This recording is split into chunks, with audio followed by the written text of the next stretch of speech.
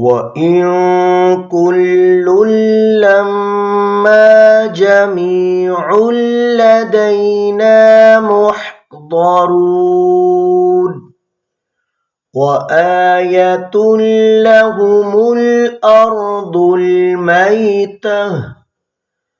أحييناها وأخرجنا منها حبا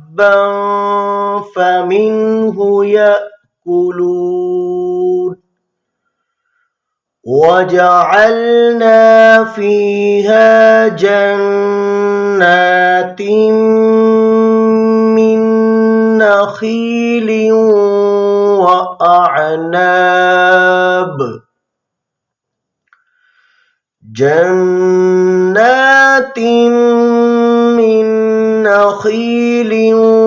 وأعناب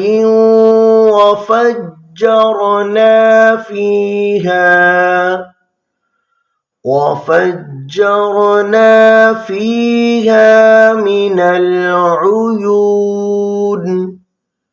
ليأكلوا من ثمره